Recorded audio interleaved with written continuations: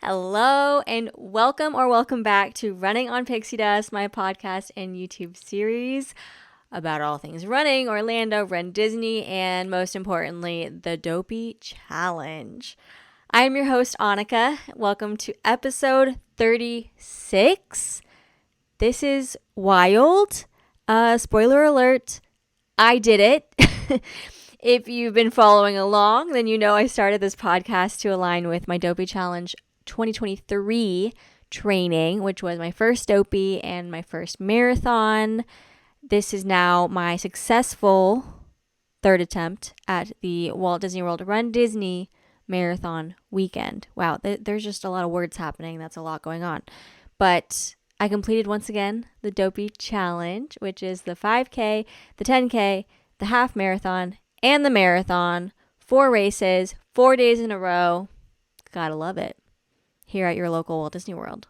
So I just am in awe every time I come to record these because it just goes by so fast. Like I feel like it was just yesterday that I was picking up the podcast mic to even start my first Dopey Challenge training. So now that we're here 3 times over, it's just surreal. Also, wow, I hope you can't hear background noise. It just started storming because it's Florida, but it has officially been 1 week since the marathon. I'm recording this on the Sunday following marathon weekend. And let me just say that I'm so glad we had the weather that we did, because if we had the weather today for marathon weekend, I would be screaming, crying, throwing up, because it is humid and disgusting out and it's pouring rain and thundering so loud. So it would have been a disaster.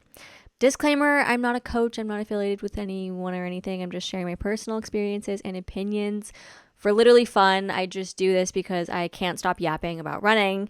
And if I have anyone new here, thank you so much for joining. If you're watching on YouTube, she looks a little wrecked because, well, I'm exhausted.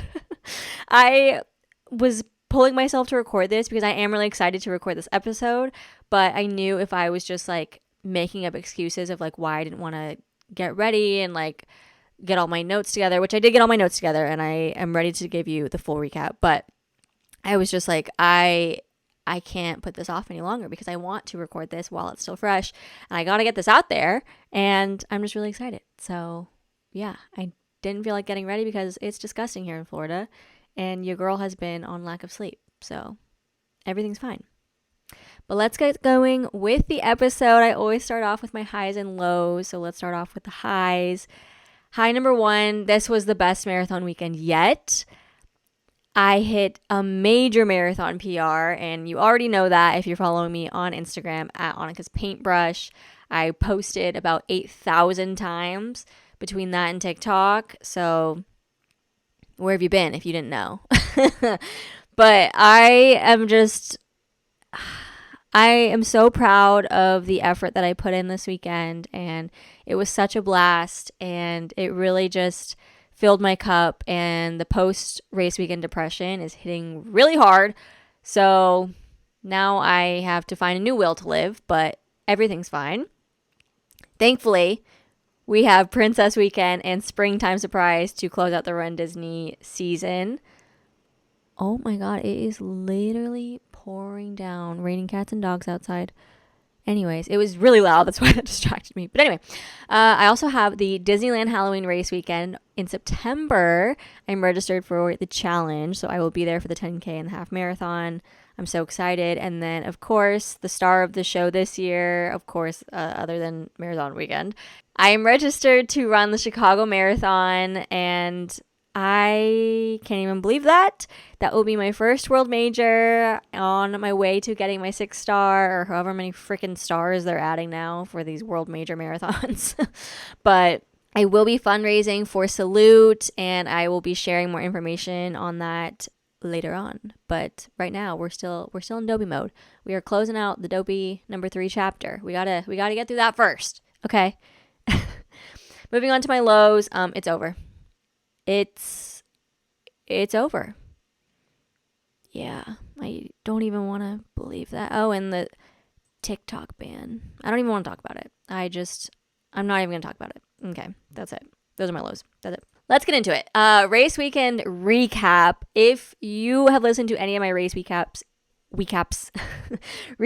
in the past, you know I literally give the play-by-play that no one asked for, but I love sharing every little detail. So I'm gonna give you every single detail. So strap in. Let's hit it. Let's start with the expo day, which was Wednesday, January 8th. It started officially at 10 a.m., but at 8:30 a.m. is when you get in your virtual queue on the My Disney Experience app to get a virtual queue return group. Oh my gosh, if I can't talk, this is going to be really hard to record.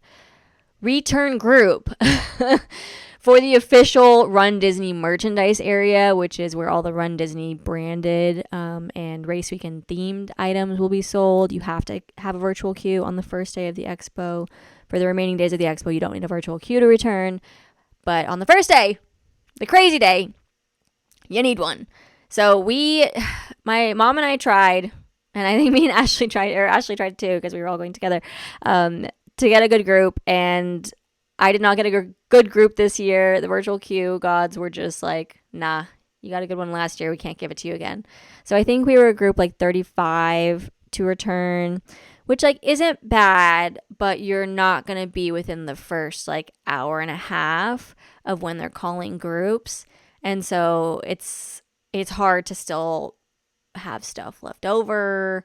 Thankfully, our friends were able to grab us like one or two things before they got snatched up by everyone else. And when we were in there, the cast members had racks of things that like people had put back. And so I was able to grab the thing that I really, really wanted, which was the Marathon Weekend baseball jersey.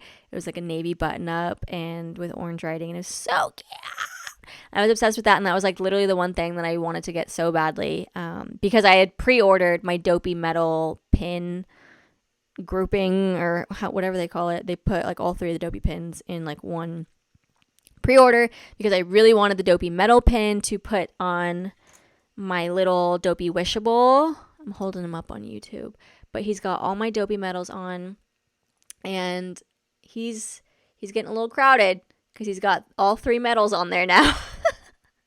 But those were the two things that like I really, really wanted, and so I'm really glad I pre-ordered the medal, and then I was able to grab a jersey off the return rack, which was crazy. I did get a couple of other things. I got the Marathon Weekend sweatshirt, and I got the mug.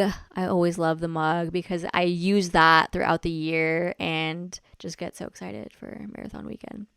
So, but let me back up a little bit. So we arrived around like 9:30 a.m. We were waiting, and we did decide to do the merch first as opposed to going right to the bib lines. We could have done the bibs first, but I just didn't want to be like rushing and freaking out when our group was called to return for merchandise and be like stuck on the complete opposite side of the ESPN Wide World of Sports. So I don't know. This is the only thing I had to do today. I'm here for the expo. We're doing all the things. I will do things in the order that I want to do them, and I will wait, and they will take forever, but that's fine. That's what I'm there to do. First day is always chaotic and crazy, so you just kind of have to like go in with that mindset that it's going to be chaotic and crazy, which I do. And it's exciting because you run into so many friends and there's such good energy. And I literally made a TikTok that it's Coronation Day because it's like literally the best day of the year, Marathon Weekend starting. Like, let's go. But, oh my God, people were wild in this year. This was literally the most crowded and the craziest expo I've ever been to. And I've been doing runDisney since 2015. I've done both World and Land. I've done at least one race from almost every race weekend that there has been. Not like literally every race weekend in a row, but at least every type of race weekend pretty much, I want to say. At least one. And let me tell you, this expo was the worst I've ever seen it. Oh my God. And I've seen some crazy stuff, okay? But this one, people were out of their minds. The audacity and the entitlement was actually insane. Backing up, I'll get to my negatives in a sec. But we waited outside for our virtual queue turn with the big crowd of people, and then you have to wait on the inside line, and that took forever. So we tried to tag team, and there is a beer cart on the inside as well that sells the specific Run Disney weekend cup, and they've been theming them recently as opposed to just having a generic Run Disney one. Like they had a Wine and Dine weekend cup, and then this time they had a marathon weekend cup. So I really wanted the cup because it's so cute. But you have to buy the beer to get the cup, and I don't drink beer. And I think they had cider too, but like I'm not drinking cider. I don't really like cider, and I'm not gonna drink during the race weekend because hello, I'm trying to hit a marathon PR. Like I'm not about to drink. It would just mess me up. So I waited in the beer cup line while my mom and Ashley stayed in the inside merch line, and then we ended up meeting up, and like they had like barely moved after the time I got the beer cups. But I just got the empty cups. I was like, can I have 2 empty cups, please? And then they gave it to me. So we finally get in. We shopped. We grabbed what we wanted. I was like pulled off to the side, and I was trying things on to like kind of go through what I was wanting to get. And oh my God. This is when people were just like losing their minds. Like, I get it. This is important. You want what you want. It shouldn't be that serious. It's like Run Disney merchandise, but like it really is that serious to a lot of people. And don't get me wrong, I get serious about it too, but I don't go verbally assaulting people like some of these people were doing. Okay, we had our stuff. We had 2 Dopey sweatshirts, okay? So this year, they did not have a Dopey jacket like they normally do for the Dopey Challenge runners. They have like a zip-up usually, and then maybe an additional sweatshirt or some other like form of merch and like t-shirts and stuff. But they did not have the actual zip-up Dopey jacket this year. They only had the Dopey Challenge sweatshirt, okay? So the 3 of us had 2 Dopey sweatshirts, okay? Because we were deciding on if we wanted one and what size we wanted between me and Ashley, and 1 sweatshirt each, okay? We weren't hoarding them. We didn't have a pile. We weren't saying, come here, get your Dopey Challenge sweatshirts, but apparently that's the vibe we were giving off.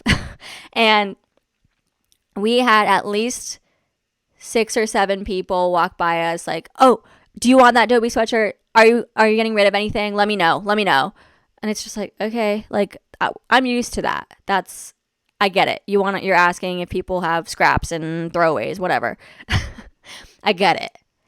And then one person came up and was like, if you don't want your Dopey jacket, like I'll take it. And apparently she was like standing off to the side and watching us and waiting for us to go through our stuff. And I didn't even realize that.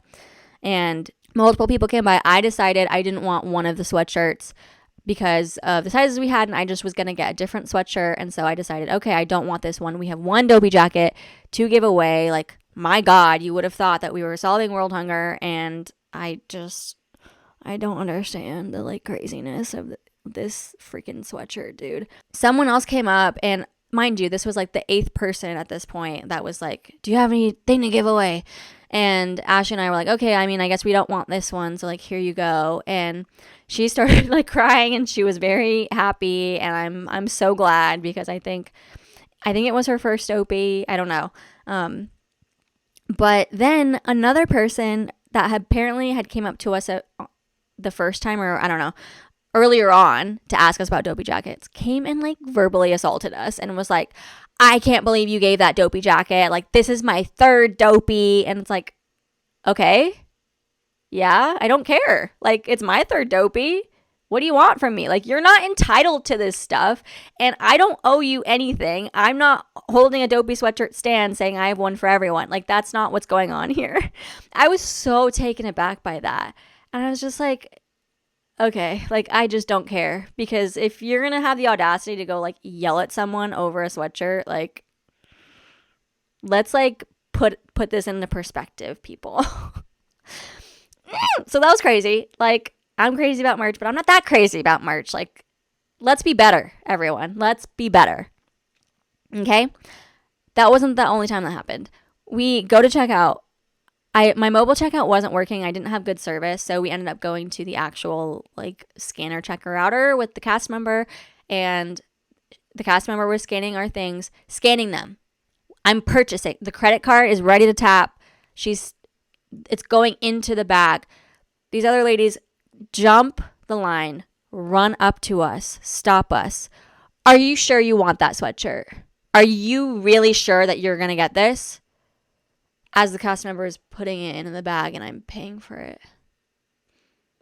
I said, yes. At this point, I'm like annoyed. And I just like couldn't believe the attitude and the entitlement and like the wildin' of the people. I had never had this occur so many times in such a short time frame. I was so over it. I was like, get me out of here. I want away from all these people right now. So that happened, whatever. We go to the bib line, and at this point, it's like noon. It's afternoon time. And what did I say in my last episode? Have an expo fueling plan. So I did. I had my sandwich and my snacks because it seems like everyone's blood sugar is getting low and y'all need to handle that, okay? That sounds like a personal problem that you need to go deal with. I'm going to deal with mine. How about that? So as we're standing in the bib line outside, it's like wrapping around outside of the expo building. It's crazy long. I'm snacking on my sandwich. I'm drinking my water. I'm eating my little snack pack of cheese and crackers. And I'm a happy camper because I had a fueling plan. So we go get the bibs. That's fine. Honestly, once we were in there, it went really fast. I think the line to go pick up t-shirts went all the way down to the field at the ESPN Sports Center. So we didn't walk up the steps and go in the normal front entrance. We had to like go all the way out on the field and wrap around and then go in. I mean, which was fine. Honestly, by the time I was in it, it was moving really fast. It's not like we were just like standing and waiting. So went and picked up my shirts, made some more TikTok videos, and everything was fine. Checked out the medals. I'm exhausted at this point. It's like after like 3 p.m., bro. Like this took so long. And I think this is like the longest I've ever spent at the expo day. And I felt spent after being verbally assaulted like several times and just all the walking. And I don't even think I like shopped really at the main vendor expo area where they had the outside vendors. So yeah. My God, I was just like, this took years off my life, to quote my friend Caroline who said that. And it really did, because what are y'all doing? Anyway, went to check into the Wilderness Lodge, which is where I was staying with my mom and Ashley. I was really excited to stay here. I've never stayed at this resort. And we decorate the room and get all that fun stuff going. We had Whispering Canyon for dinner, which was at the hotel, and it's like big skillets. So carb load starts now. The fuel plan is fuel planning. We are going. It's happening. And then we literally went to bed because by that time, like it was bedtime. I forgot about the fireworks and the water pageant though, staying at Wilderness Lodge. Forgot about them. And my earplugs were just way too light. We had gone to bed, I think, like 7 or something, because I am in the routine. I take one singular Tylenol PM around like 6 or 6:30, as early as I can, to make me go to bed this early so that I can get rest before the very early wake up call for the race that starts the next day for the 5K. So I have my earplugs and my sleep mask, and normally I'm okay, but I wake up to like music going on and I'm like, what's happening? And it had to have been like 8:15 or something, because that's fireworks are at 8. I don't know what time the water pageant was. That was at some point, and I could hear everything through my light earplugs. So I woke up a few times, barely slept. I have a sunrise clock and I brought it with me for my alarm the next day. And I remember I was like wide awake when it started. It usually starts getting brighter 30 minutes before the alarm actually goes off. So I was just laying there like, all right, finally time to get up. Like, finally, geez, like I've been waiting so long for my alarm to go off. So I did not sleep well, but adrenaline carried me, and I think I ended up napping later on because it was just like I needed some rest. But anyway, that was expo day. Moving right along. Thursday, it is race number 1. It is the 5K. It's January 9th. The race starts at 5 a.m. I think I woke up at 1:50 a.m. And I went and checked all the timestamps for my photos. So I took a mirror selfie at 2:20 a.m. I wore my Dopey crew neck this day and my little pop flex skirt. And we made a TikTok. So I wanted to like leave enough time in the morning to like take videos and like do everything I wanted to do for content and not have to be like running to the bus and all that. So I think we went to the bus by 2:50 a.m. I think for 5K and 10K day, I want to say the buses started at 3 a.m. from the resort. So we wanted to be on the first bus because we don't want to like be standing there waiting or like, I don't know, have it be full and all that. So we just like really wanted to aim for getting on the first bus, which we did. It left like right at 3 a.m. too because we loaded like just before that. I was at the Epcot ball by 3:17 a.m. and then we met up with friends, used the restroom and all of that, and met up by the stage and like took fun pics and everything because it's so fun with Run Disney races to like soak in things like that because they are so unique.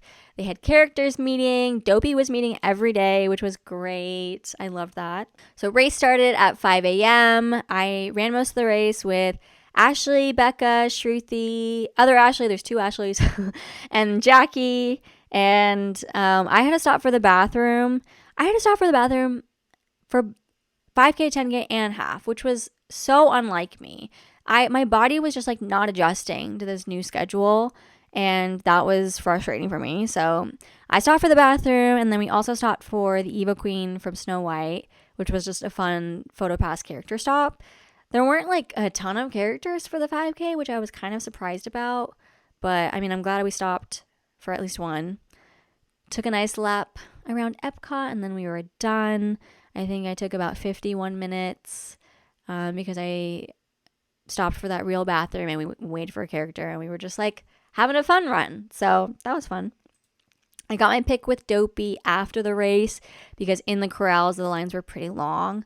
I honestly think the lines move a little bit faster before the race. However, I just didn't want to like be stressed about it, so I just didn't wait before. I think it was 37 or 38 degrees Fahrenheit this day with a feels like of 31 degrees. So it was freezing. I can confidently say it was freezing. I don't want anyone to come for me because for Florida, that's freezing. And for science, below 32 degrees is freezing. So, I mean, let's be real. But I prepared every day, every one of my race outfits that I packed a Mylar blanket, gloves, ear warmers, hand warmers, a poncho, and like anything I could need depending on the weather. And I'm so glad I did that because I definitely used all that. My mom also ran the 5K this day and that was fun. I was so frozen after the race though. I was like, we gotta get out of here. But we did a celebratory breakfast at Steakhouse 71 at the Contemporary Resort. Again, we're carb loading. It's already started. We're in it. We are in it.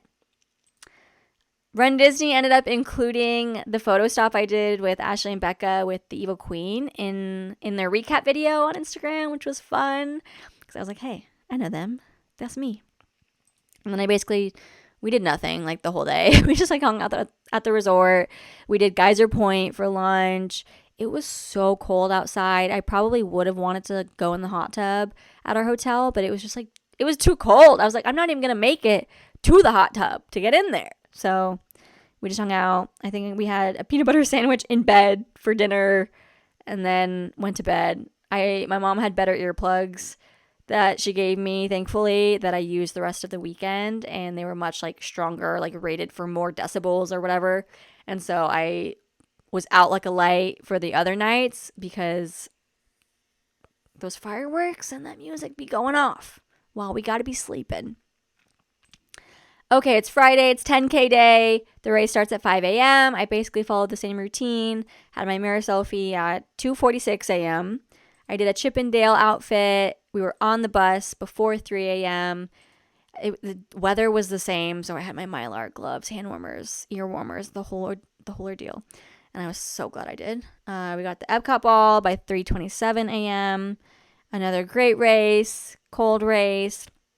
I stopped for the bathroom again. Also stopped for Goofy in his like fun celebration outfit. And then Peter Pan and Wendy, they were off to the side before running past the Epcot ball, which was fun. I got a really good picture with Spaceship Earth in the background, and I'm really glad I stopped for that.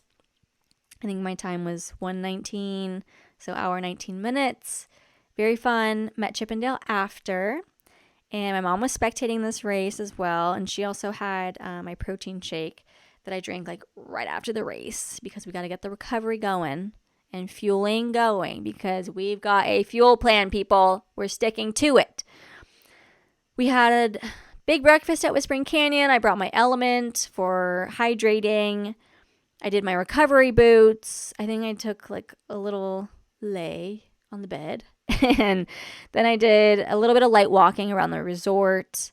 We ended up going to Magic Kingdom for dinner. We went to Tony's restaurant because Ashley and I were craving Italian food, and we could just take the boat from the Wilderness Lodge right to Magic Kingdom.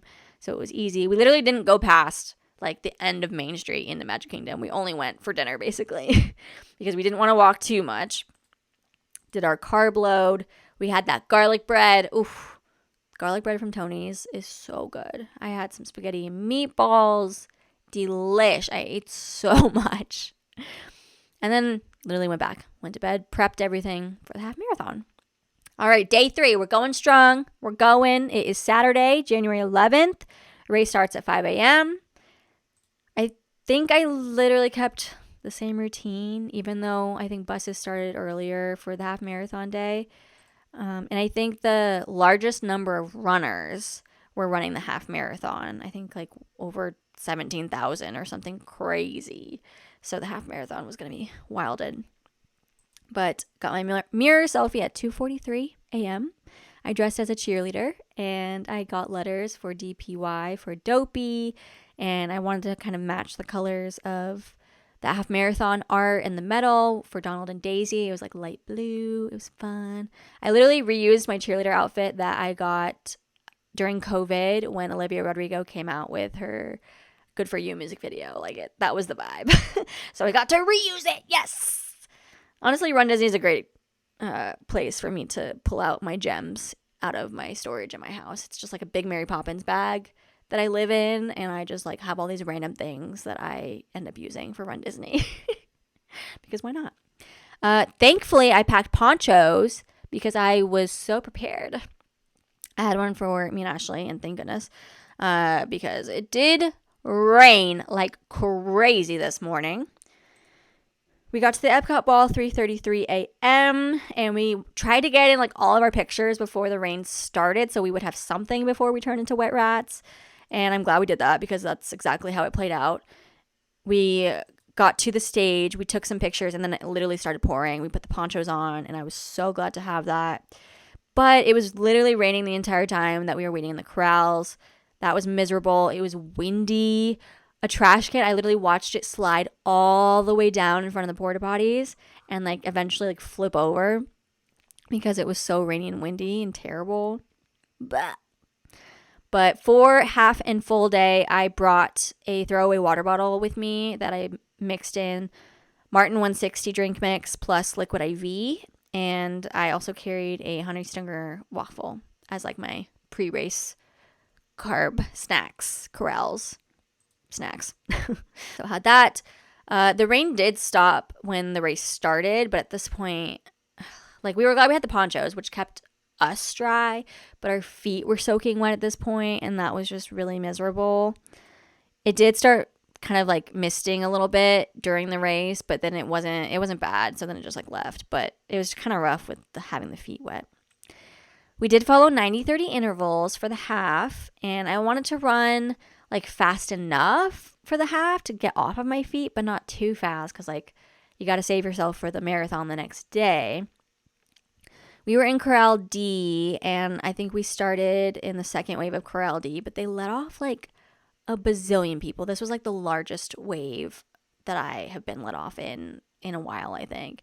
So I don't know what was going on with that, but I technically, like I wasn't mad about it for the half, but I was worried about being in Corral D for the marathon, and I'll talk about that more in a little bit. But I did submit my Princess 2024 race proof of time from the half marathon, which was the 2:25:05, because it was the sub 2:30 and it was before July 1st when the proof of time was due. So that would place me in the last proof of time corral, which technically has been C in the past, but because that time that I submitted, it was close to like the max proof of time that you could submit, which was the 2:30. That kind of puts me in that weird gray zone of like overflow. And so I think what happened is technically I would have been placed in C, but C just, there's only so many people they can put in the corral. So then I get put in D mixed with non-proof of timers. So I was honestly kind of bitter about this, and I didn't want it to affect me negatively for the marathon, because for the proof of time submitted, that meant I would be running a slower pace than like I actually was going to be running for the marathon. But I mean, it happens. runDisney is not great for corral placements, and I'm definitely not the only person that this is like happened for. I don't know why it doesn't make sense to show a more recent race for proof of time. Like I know it's a lot to go through, but I don't know. They tell you that a race is like too recent to use for the race that you're running now. So that doesn't really make sense to me, because I just ran a 2:05 half marathon in December, which is a very different pace than a 2:25 half marathon. So I don't know. But for the half marathon day, it was kind of rough, and getting through crowds was difficult. So that just worried me for the marathon, because I knew I had very specific pace goals that I wanted to hit. So tried not to let it get to me. Everything's fine. It's all fine. It's not that serious. Like, let's bring you back into perspective, okay?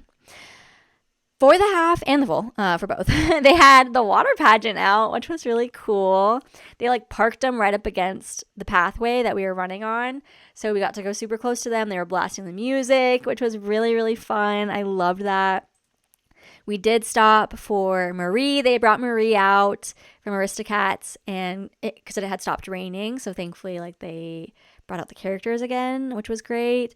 They had Wilbur from Meet the Robinsons.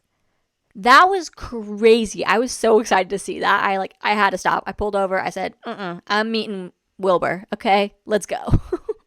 And I also stopped for a real bathroom again. I stopped in Adventureland. Yeah, I stopped in Adventureland because it was like right off, and it was like a quick stop.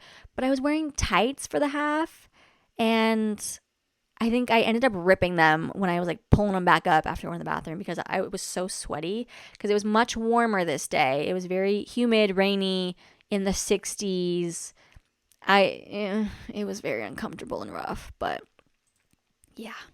But backing up, we ran down Main Street USA, which the Walt Disney World Marathon Weekend Half Marathon, Marathon, and the Princess Half Marathon are the only races at Disney World as of now that run through Main Street. So it's so surreal every time that happens. It's so much fun running by the spectators, running down and seeing the castle. It is so magical, and it's my favorite part of any race that runs through Magic Kingdom like that. Spectacular. Give me 14 of them right now, okay? My mom spectated, so she fought the Great War on Main Street USA twice and found a good spot right at the end, and she gave me like a good landmark, so I like knew exactly where she was. Got to say hello, and that was fabulous. Had to change my camera battery really quick, but I'm back. So yes, Main Street USA, my mom spectated. They have to stand there for so long waiting for the runners, and then we literally just like breeze by. I feel so bad only like stopping for like a quick second, but that's like part of the adrenaline rush. It's so exciting, and I have never personally spectated on Main Street USA, but I have spectated the Princess Half Marathon and a couple of like other non-Disney races, but it's so much fun and so like exciting to see all the runners come through. And then when you finally see like your runner come through, it's just like and then it's done and they're gone, and it's like it's over already. But it is so much fun. I know us runners are so incredibly grateful for it, because there is just nothing like that high of like seeing people who support you and them standing out there for you, and it literally makes the race so much better. Spectators save lives. So if you ever have the chance to spectate, I definitely recommend, because I have done both sides and it's such an amazing experience. So after Magic Kingdom, I basically ran straight through for the second half because I was just like feeling good and I didn't want to be on my feet too long because, again, I wanted to like save it for the big show the next day. And I felt great. Basically just cruised right through. I was just honestly feeling really good, apart from my feet being wet and I could feel blisters happening, which, if you've been following along, you know I have issues with toe blisters, okay? And that was rough. But what was up with all the mile markers falling off of their little stands? Like, they're like Velcroed on there, but the final stretch in the finish chute, mile 13, which is like, you know, the important mile marker, it was on the ground because it just had fallen off. It was like it was like leaned up against the little stand. So, and that happened a lot. Like, there were many mile markers like that, which was kind of a bummer, but whatever. My finish time, I think, was 2:41:55, and that was just kind of like chilling. So that was like around what I wanted. I think I was aiming for more of that 2:30 range just to kind of get off my feet, basically. But with all the stops and everything, like, that was close enough, and like that was fine by me. I made such a poor sock choice because you guys know I wear toe socks, and for whatever dumb reason, I didn't wear them this day. This was the one day I didn't wear them because of my outfit. I wore my tights because I didn't want my thighs to chafe because I was wearing short shorts underneath my cheerleading outfit. And so I wore the tights because it like kind of went with the vibe anyway, my tailor tights of like, you know, cheerleader, dancer, whatever. But I really should have cut the feet off, like at least cut the seam and like not worn them like all the way to my feet. That was so stupid. And then I wore different like frilly socks over the tights. I really should have cut the tights and I should have just worn my normal toe socks. Like, I don't know what I was thinking. I don't know what came over me. I know better. That was my fault. So I would definitely change that for next time. But post half marathon, it is time for recovery. Everything you do at this point is very important. And I was very intentional about everything I did. So we brought back breakfast to the room and did our leg drains. Me and Ashley put our feet up the wall, and that makes such a difference. I brought my little Theragun, used that, and then we just like chilled, and then it was time to head out the door because we had spa appointments. Ashley and I were getting massages and my mom was getting a facial, and this was quite literally the best thing I could have ever done. This is brilliant. I'm going to keep doing this every year because it made such a difference. We like kind of took turns with our appointments. They couldn't all align perfectly, but they went first, and I just kind of enjoyed the spa. They had a sauna. I went to the sauna, and they had a therapy pool, which was like not really a hot tub because it wasn't like as hot as a hot tub or as small as a hot tub, but it was just like kind of like a small pool that was like definitely heated, and they had jets on the side, but I don't know. It's just like kind of different, a therapy pool. So I chilled in that for a bit and definitely just let myself relax and try and recover my legs and staying off my feet and just recuperating. And then I went into my massage. I've been seeing the same guy, and he like understands like sports therapy and things like that. And I have seen him so many times that I literally showed up and he was like, "You running again?" And I was like, "Yeah." And he just knows. So I get a very light, like 50-minute Swedish massage, but it makes such a difference. Oh my God. I felt so good after. I had packed a lunch that I literally took with me to the spa, and I ended up eating it because we are running a marathon tomorrow, folks. We got to keep the carbs coming. I had little snackies, my water, I was hydrating. After the massage, we ended up bringing dinner back to the room, and we just hung out and like prepped marathon stuff because it's time to go to bed. It is literally time to go to bed. And with the earlier race start for the marathon, you get even less sleep than you normally would after being tired for doing it 3 days in a row. So did that, prepped my stuff. I think I took my Tylenol PM at like 6.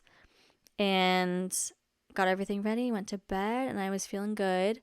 I am always anxious, obviously, before the marathon, and I think everyone is in some way, shape, or form, but I didn't really have trouble going to sleep, so that was good. I ended up having actually a really good night's sleep, and I think it was just because I was so relaxed from the massage. I had been taking it so easy. My body's kind of in the routine a little bit now because it's day 4, going into day 4. And when that 1:15 a.m. alarm went off, I was actually okay. Like, I felt pretty refreshed and ready because I think I was asleep by like 7. I want to say I was asleep by 7. I don't know what time I actually went to sleep. So that's what, 5-6 hours, maybe even by 6:30. So like 6.5 hours of like solid sleep. And I felt ready to go. Took my mirror selfie at 2:10 a.m. and we were out the door at 2:16. The buses, I want to say, started at 2.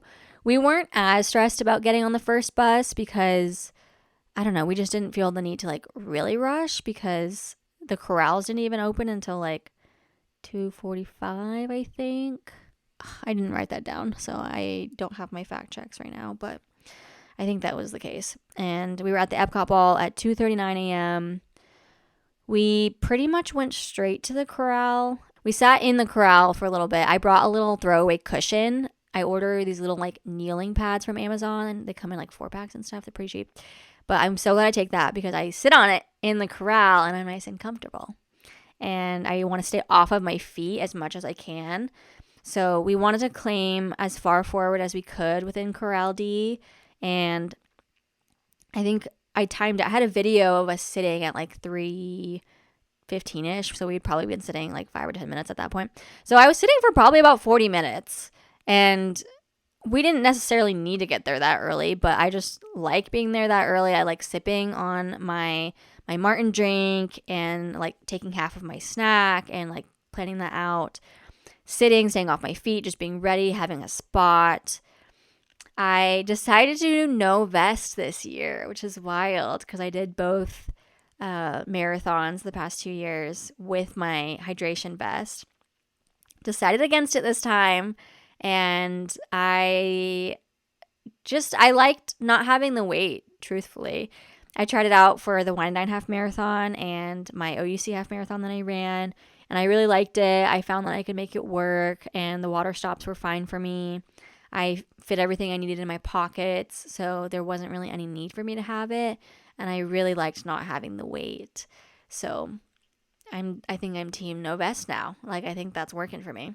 I had kind of a lot of stuff with me though, because I had my jacket that I picked up at Walmart in the little boy section as my throwaway jacket. It was on clearance. But I'm really glad I had that because it dropped back down to the 40s for Sunday, which was great for running, but it's cold again. So Mylar, gloves, hand warmers. I didn't do ear warmers because I knew I didn't want those for the whole race, but yeah. I took my final bathroom break at about 3:45 a.m., which is when I got up and like left the corral to go use the porta potty and then come back. And then I timed it perfectly because at that time everyone was like standing up and pushing forward.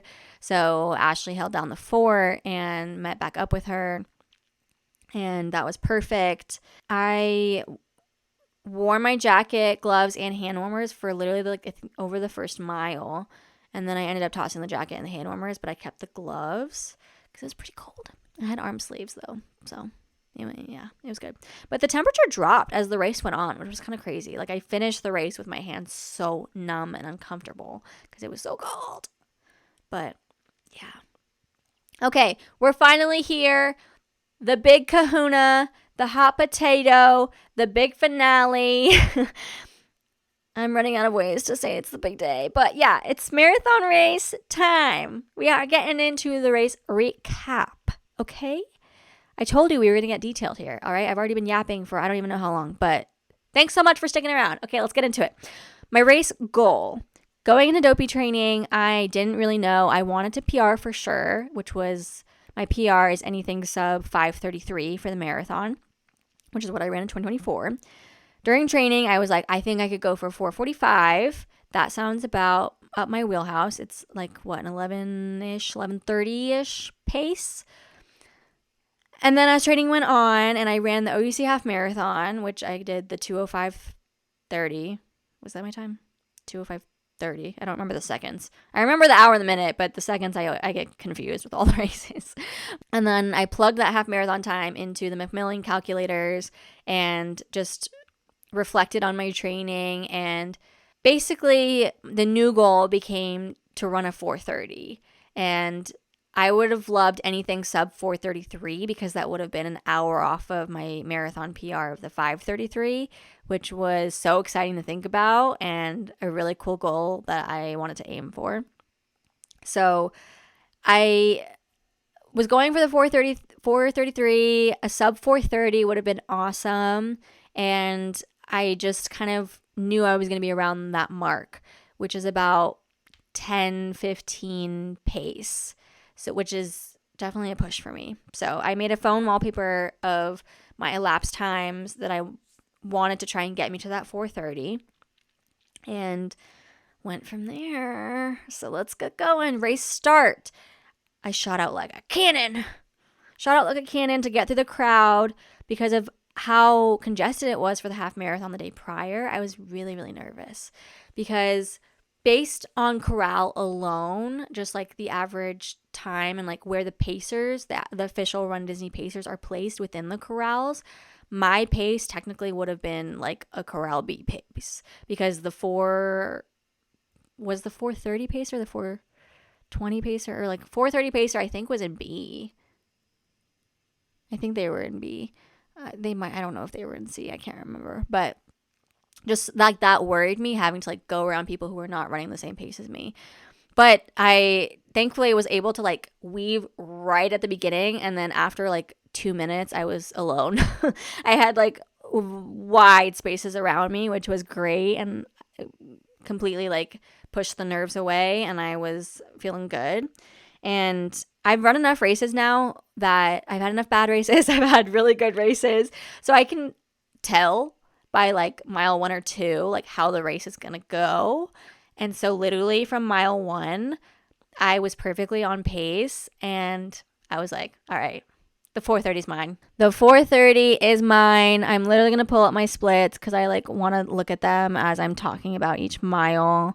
I like wrote up a big recap for my coach, and so I'm like also kind of looking at that. But oh my gosh, it was really cold at the start too. So like I had the jacket, gloves, hand warmer still on.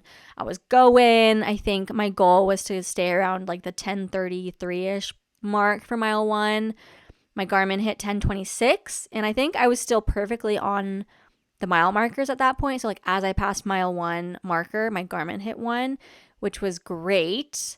And I was really trying to like not gain any extra mileage as much as I could. But I think I got off around mile 2 and 3, but knew that was going to happen. We go like right into Epcot for those like mile 2, which was fun. I actually really liked that. And I ended up ditching my jacket like somewhere around the UK. Like I put it next to a light pole and then kept going. And I saw the Utah girls, which if you followed them on TikTok, RIP TikTok, they're big in the running community, and if you know, you know. So I ran next to them, and that was fun meeting them. I saw Jogging Jack Sparrow. That was fun. All the people. And my mile 2 I'm just going off of Strava because obviously my splits won't match up to the mile markers anymore, but based on Strava, I hit a 10:21 for mile 2. So miles 3 and 4, I ended up going a little bit faster than my goal paces. I think I was supposed to stay more in the 10:20-25 ranges for these first couple of miles, but I just felt really good, and I went just ever so slightly a little bit faster without having to put in like more effort. Felt pretty good. Mile 3 was 10:19. Mile 4, I felt really good, and I hit a 9:58. I didn't think I was going to hit any 9s for this race, truthfully. Any at all. Like, I was very nervous that I was not going to be able to even hold, like, an average of 10:10 pace for, like, my Garmin tracking mile splits. Like, that was very nerve-wracking for me, but I was going a little bit faster. Felt good. Miles 5 through 9 were in the dark, and next to the awful construction on the way to Magic Kingdom, passing the resorts, and that was rough because you can't see where you're stepping. The road is really jagged and uneven. It was so dark that I felt myself kind of slowing down a little bit because it's like I couldn't see where I was stepping. So it's like you kind of just run differently. And it was just not great because I couldn't see anything. And it was the same as like the half marathon for that portion. And it was just not my favorite. Not my favorite. I think mile 5 was a 9:54. Mile 6 was a 9:58. Mile 7 was a 10:01. That must have been like right next to like Grand Floridian and like where it was the weirdest and the darkest. And mile 8 was a 9:56. Mile 9 was a 9:58. So I was kind of teetering right around that 10-minute pace area. And I think mile 9 was right at the start of Magic Kingdom. So miles 10 and 11 were running through the actual park, which was so fun. So going into Magic Kingdom again was so magical. I had friends spectating as well as my mom again. So I knew they were there, and that was just so exciting. I was on such a good rhythm with my paces, and I felt so amazing that literally these first 9 miles were like nothing. I felt so strong. And going into Magic Kingdom, there were quite a few turns like in the park. So it felt a little bit harder to keep the pace that I was going. But I also kind of accounted for that in my race plan, knowing that like my mile 10 and 11 paces would be a little bit slower, which was fine. And that still had me on pace. I think mile 10 was 10:19. Mile 11 was 9:56. Because anytime I felt myself slow down, I tried to like hit a little bit of a surge and like pick it up to try and make my average pace back to where I wanted it to be. I had my lap pace on my watch, and as well as like my current pace, so I can like keep an eye on that. Miles 12 through 17 were parking lots and the back roads to Animal Kingdom. So we hit the half marathon mark at this point. I felt so strong. Like, we hit that marathon and I was like, light work, no reaction. This is a marathon that I'm running right now. I just ran a half marathon. Like, it was nothing. Mile 12, 10:08. Mile 13, 9:52. Mile 14, 9:58. Mile 15, 10:07. Mile 16, 9:54. So I stayed like pretty steady and consistent around that mark. I knew that the pass going into Animal Kingdom was coming though. And that is always really hard because as you're running into Magic Kingdom, you see everyone who's already done and ahead of you running the other direction, which sucks. But I also knew that there was a chance to see my friends on the course, which did happen. So as I was running, or even before I even got to that point, I ran into Dean, and that was fun. We got our bananas, had my banana. I was chomping on the banana, and I was not like super heavily breathing, but like this is a fast pace for me, so I wasn't like, I don't know, not breathing out of my mouth. But as I'm like chomping on the banana, I'm like chewing with my mouth like wide open, just like chomping bananas everywhere. I felt so bad for any spectator, or not spectators because there weren't any spectators at that point, but for the cast members who were and the volunteers who were passing out water at the water stops. I'm just like gnawing on this banana with my mouth wide open, but it's fine. I did take quick little walk breaks at the water stops to like finish up my gel. I pretty much finished my gel as I was running into the water stop, grabbed the water cup, stopped and walked for like a few seconds, 5 to 10 seconds maybe on average, drank as much water and or Powerade as I needed, and then just like started running again. I did not follow any set intervals, which was kind of crazy. But going into DAC, I saw Becca. She like called my name, and that was so fun because it just gives you the little boost. Went into Animal Kingdom, ran Animal Kingdom. That was great. I think I passed Everest. At that point, if I had stopped, I would have lost my momentum. And granted, like, you have the additional time of riding Everest as well. And so I decided against riding it this time. And I was just really going for this time goal. I didn't make any stops at all. No stop for the coaster, the ride, bathroom, only the walk breaks for water stops. So I was like very, very motivated to stick to my goal. And I knew I was kind of like right on schedule where I wanted to be. I wasn't sure of like how much buffer I really had. So I wanted to like stay for that.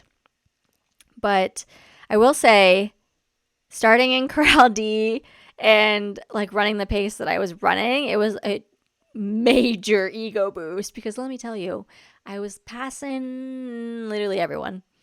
And I don't say that to like be a jerk. I'm just like, that's literally how the race went. I was just passing everyone because again, like the pace that I was running, I technically would have put me in Corral B or C where other people would have been probably running the same pace, but I passed the like 5:15 pace group, passed the 5-hour pace group, then I passed the 4:45 pace group, and then I was like passing a couple of my other friends, and I just like kept passing people, and it was like kill, points. It was like kind of like a game. It was really fun. But honestly, that the ego was fluffed. She was like, I got this. Let's go. And Dak really flew by. That's like mile 18 at this point. So mile 18 was 10:07. I was holding on for dear life to that average like 10-ish pace because I knew my watch was ahead in mileage at this point. So really my lap pace wasn't truly my lap pace. So I didn't really know like where I was at. Miles 19 through 21 is when I like really started to feel it. Held on as hard as I could to those paces. And I just kept telling myself like make it to mile 20 and then send it for the final 10K. But at that point, I was just like really trying to hold on to the same pace. I also, at this point, was questioning why did I do another marathon? Like, why am I doing this again? And I was trying not to lose it over the fact that I was already registered for the Chicago Marathon. And I'm like, I'm literally running another marathon this year? What? And then mile 22 hit. So at this point, we're at what? 19. So I hit 10:05 for 19. 10:07 for 20, 9:56 for 21. I was fighting to hold this pace. Mile 22, I was starting to feel it. It's the Blizzard Beast parking lot. Back again. We meet again. I was hitting the pain cave a little bit, but I did see another one of my friends ahead of me, and like she was shouting that she was in the pain cave too. But she was running like it was nothing. Like I literally was behind her, chasing her, and she was just like, I'm just doing a run in the park. Like she at least looked like she was running so easy. I think later on she did say that she was like in pain and everything, but she did not look it. I was like, how does she look so fresh and amazing at mile 22 right now? And that really got me through it. I was like, you got to just chase her. Like keep pace, hold it. Like, let's go. This 4:30 is yours. Are you going to let it slip away? That was really what I kept saying to myself. And my blister that had started from the day prior from the wet shoes from the half marathon was really screaming at this point. I was feeling her grow, but I'm tough as nails. So push through. Blizzard Beach is, for whatever reason, that's the point in the race where I always just like lose my mind, lose my marbles in that freaking parking lot, because I planned out my gels. I packed all Huma gels and I planned them out for every 30 minutes or pretty much like relatively every 3 miles is when I was kind of taking them, because that's like basically the same thing, because I was running about 10-minute pace. So every 30 minutes. And the way I packed my pockets, I was like so good about it the entire race until I got to 21. I felt in my pocket and I only had one gel left. And I was like, wait, that doesn't make sense. I had one for mile 21 and mile 24 to keep it for the every 3 miles. And I couldn't find the second one. So I was like, crap, do I only have one left? I have to make this last for the remaining 10K. And so I waited to take that gel until like 22 and a half-ish. So I took it a little bit late, which was annoying. But I didn't realize that I literally had another gel in my back pocket, in a different pocket than I expected. And in Blizzard is when I was having this like confusion, and I was like trying to carry the one, and I was like, when did I take that gel? Like, I had this one, but no, I should have had two. Where is it? And I like didn't know where it was. And instead of earlier on throwing my gloves off, I put them in my back pocket in case I wanted to grab them again. And so I kept carrying them. And in that pocket is where my gels were. But because my gloves were there, I was like, no, but my gloves are there. There's not another gel in that pocket. Like, what's going on?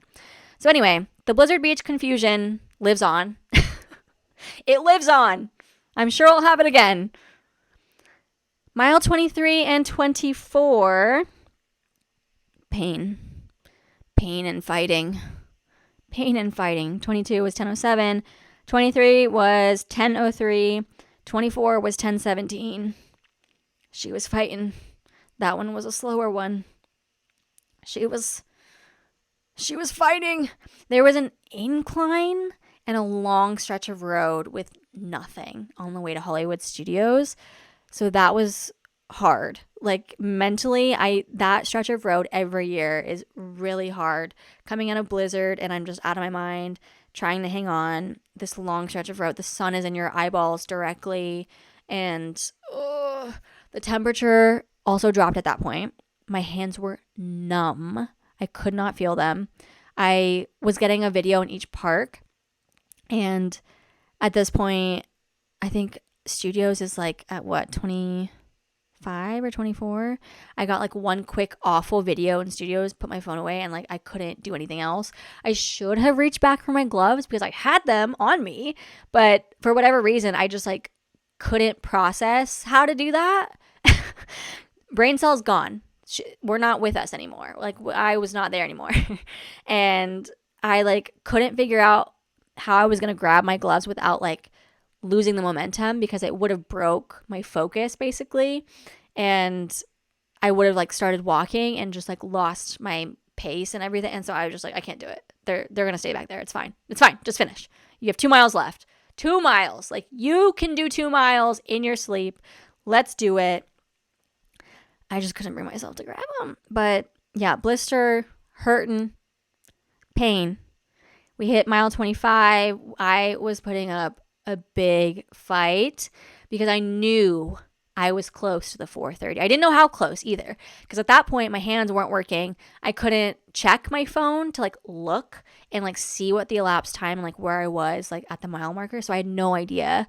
I knew my average pace based on my Garmin, but I didn't know like where I was in the race. And so I like really had no clue how close or how much buffer I had for that 4:30 time.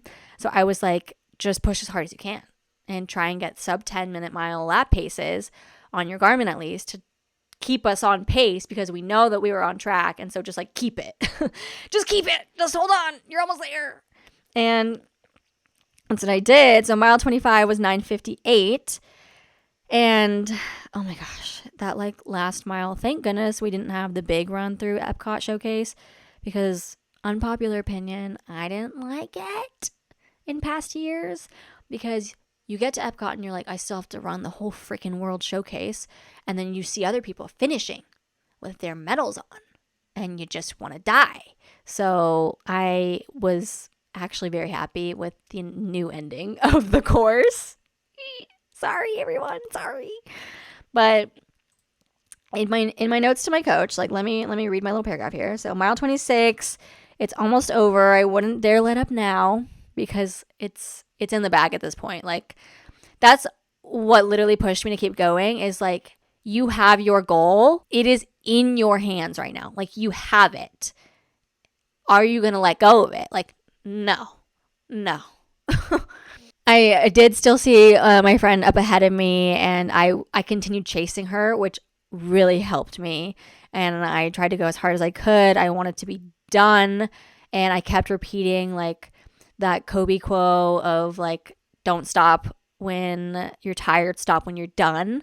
Like we're not stopping. We're going. We are going to finish this race. And again, I couldn't do any of the math in my head. I was just like literally trying to block out the pain. My like toes were hurting so bad where I was getting the blister. blisters. And just finish, girl. Just finish. I hit the mile 26 and it was 9:39 pace, which was my fastest mile of the whole race. Crazy. And I'm like turning for the finish chute. I'm ready to be done. I didn't know how I was going to make it that long finish chute. But thankfully at that point you have like the spectators on the side and like you can see the finish line. So it's like you're already there. But oh my God, that final corner, and they have those like final photo pass people before you get to the finish. I knew I had the 4:30. I knew it, and thought I was gonna throw up several times or that I was gonna collapse, but I didn't. So yay! Made the finish. Stopped my watch. I made it this far without crying, you guys. But now, crossing the finish, hearing them say my name, even if they said it as Annika. Seeing my time of 4:26:41. Like I had just run an amazing race and it's finally done. I don't even think I was like happy right away. I was more so relieved that it was done. Like I can stop running now. Oh my gosh. I was able to take a video at the very end, like after the finish, like crossing the finish, only for a few seconds because like I was so dead. My hands were so cold and numb. And I watched the video and they were playing Christmas music. They were playing All I Want for Christmas Is You after I crossed the finish line. Like, what is that? What is that? Thanks, Carissa. Anyway, I went immediately to the medical tent, like right off to the finish because I wanted to get my knees iced because I knew like recovery starts immediately. Like I know the race weekend is done, but like recovery starts immediately, and I wanted to get ice on my knees. They actually held up so well. My legs overall felt pretty good. My feet were hurting for probably the second half of the entire race, but like you're running a marathon, your feet are probably going to hurt a little bit, and nothing crazy. I think my right IT band was hurting like a little bit, but that's kind of normal just because of like with the weird slants of the ramps on Disney races, it kind of just like throws it off a little bit. But otherwise, like I felt strong. Like I definitely pushed it at the end there, and I was just fighting to finish and get that finish time. I think for the last half mile, my pace was 9:17, which was the fastest that I ran like in the whole race. So that's pretty wild. I plopped at the medical tent, had them ice my knees, and I literally was just like a dead zombie. And the guy like icing my knees, he's like, all right, like, can you stand up for me so that I can like see if the ice is like good? And I was like, no, I can't stand up. No, I'm not going to do that, but thank you. And he ended up bringing me like Powerade and water, like as I was sitting there, which was great. I chugged the Powerade because I like felt myself that like I needed to be replenished immediately because I just ran this crazy amazing race. My legs were completely dead. My calves were crying, which is like expected. You just ran a marathon. And I just remember after sitting there for like 10 minutes maybe, I was just kind of basking and like checking my official time and just in complete disbelief that just happened, because while it took me 4.5 hours, it still flew by pretty fast. Like the miles were long, but the race was short kind of thing. So I had my miler wrapped around me and I'm like getting up, I get the ice off of me, and the ice is also what contributed to me being cold, obviously, because it's freaking cold. But I walked down the remainder of the finish chute and I literally was like hobbling and limping and like stepping at like -3 miles an hour. And every single volunteer in the line was like, are you okay? Are you okay? Are you okay? And I was just like, yep, I'm great. As I was walking, like, step, step, step. And honestly, like my legs were dead, yes, and like I did go immediately to sitting down rather than like walking the whole finish chute right after the race, which is like what you should be doing. But I had to take that sit. I literally had to. And then the only reason why I was like kind of limping a little bit was because I had a huge blister on my toe that was like hurting as I was every step I took. And so like other than that, I was okay. So I just had to make it to gear check and get my stuff and like get my slides and everything, and just had to make it there. But I kid you not, every person was like, "Are you okay?" I was like, "I'm great. Do I not look great? I'm great."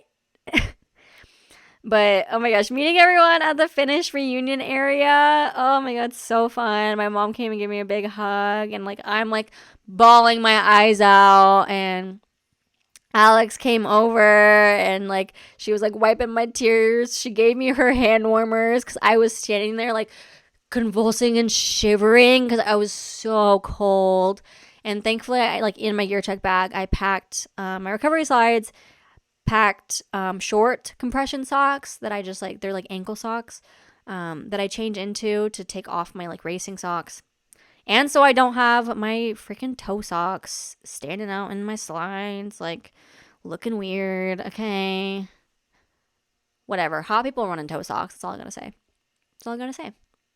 I ran a 4:26:41 in my toe socks, so it's all fine. But I had packed my protein shake and a jacket, and I'm so glad I did that. And I still had my gloves, so I literally put those back on. I put the hand warmers in and like couldn't warm up for a solid like 15 minutes. I was just like shivering, hobbling over. But ran up to all of my friends, and we were all so excited. We all did so well in this race. And it's amazing at how well things went and how perfectly everything went. And I even like wrote to my coach, like, I am so stunned and like sad at how things perfectly went, because the likelihood of it ever happening again like this is slim to none. Like, it went so perfectly. The weather was great. My training was great. I was healthy. I wasn't injured. I wasn't sick, which is the biggest thing, because leading up, I had been so religious about taking vitamins, resting, getting enough sleep, recovery, taking ginger shots literally for the entire week leading up to race weekend and throughout the race weekend as well, because I was not going to relive my Dopey experience last year where I was injured and I was sick. So did not want that to happen again, and knew I had my sights on this goal, which came true. It feels like a dream. Like it actually feels like a dream. Like, I don't know who ran that. Like, who ran that? I knew running between a 10 and 10:30 pace was somewhat doable for me based on my training and based on my half marathon race time, how that would convert to a marathon race pace that I could be aiming for. But I never thought that I would be able to pull out some sub 10s for some of my splits and have any 9s at all. Like, there were high 9s, like 950s and whatnot, apart from my last mile on the finish chute. But that was like shocking to me that I felt that good. My legs felt so fresh, like not at all like I had just run a 5K and a 10K and a half marathon in the days leading up to it, which was wild. I felt so prepared, so strong. And I knew I had the 4:30, but like, damn, I didn't know I had a 4:26 in me. Like, geez, who did that? So I'm literally just like soaking it all in. I can't believe that happened. I'm still celebrating a week later, and the post-Dopey depression is really real now that it's like finally sunk in. Thankfully, we have Princess right around the corner. Am I right? Am I right? Something to look forward to. Thank goodness. But yeah, that sums up my race weekend recap.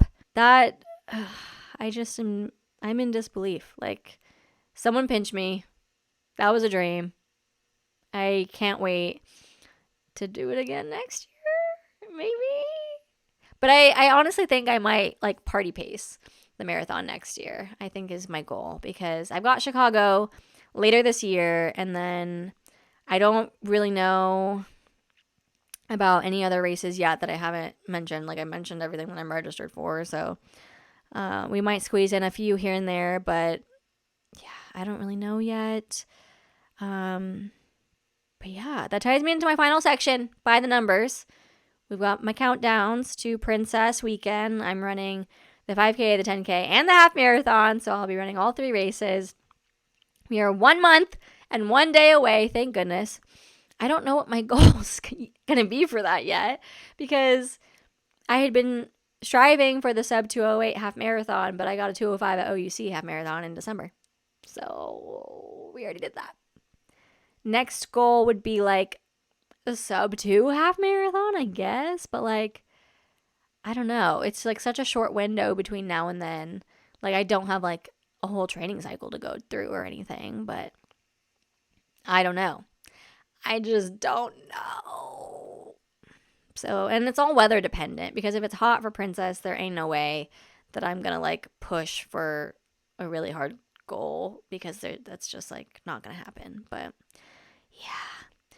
Springtime surprise, 2 months and 17 days away. I'm only running the 10K, just the 10K, because then I literally leave for Bali that night after the 10K. Disneyland Halloween race weekend, I'm running the Chills and Thrills Challenge, the 10K and the half marathon. That is 7 months and 16 days away. And then the Chicago Marathon, which is 8 months and 23 days away.